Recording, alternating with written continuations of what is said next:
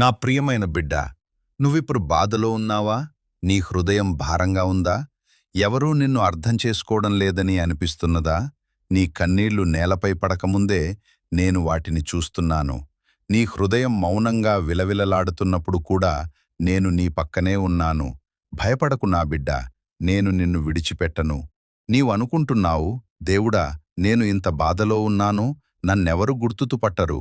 కాని దేవుడు చెబుతున్నారు, నీ బాధ నాకు తెలుసు, నీ శ్రమ నాకు స్పష్టంగా కనిపిస్తోంది. ఈరోజు నీకు ఒక ప్రత్యేకమైన మాట. నీ బాధ శాశ్వతం కాదు, నీ కన్నీళ్లు వృధా కావు, నీ కష్టాలకి ఒక గడువు ఉంది. నువ్వు ఒంటరిగా అనిపించిన రాత్రుల్లో కూడా నేను నీ మంచం పక్కనే నిలబడి ఉన్నాను. నీ హృదయం విరిగిపోయినప్పుడు నేనే నీకు ధైర్యమిస్తున్నాను.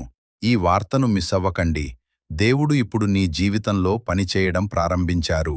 నీ పరిస్థితి ఎంత కష్టమైనదైనా నా శక్తి దానికంటే గొప్పది. నీ సమస్య ఎంత పెద్దదైనా నా కృప దానికంటే పెద్దది. ఇప్పుడే నీ హృదయంలో చెప్పు, ప్రభువా, నన్ను మర్చిపోలేదని నమ్ముతున్నాను. చూడు నా బిడ్డా, ఈ బాధ తర్వాత ఒక గొప్ప సాక్ష్యం వస్తుంది. ఈ కన్నీళ్ల తర్వాత ఒక ఆనందపు కాలం వస్తుంది. ఈ చీకటి తర్వాత ఒక వెలుగు ఉదయం వస్తుంది. దేవుడు చెబుతున్నారు, నేను నిన్ను పైకి లేపుతాను, నిన్ను తిరిగి నవ్విస్తాను, నిన్ను ఆశీర్వదిస్తాను. నీవు ఈ సందేశం వినడం యాదృచ్ఛికం కాదు,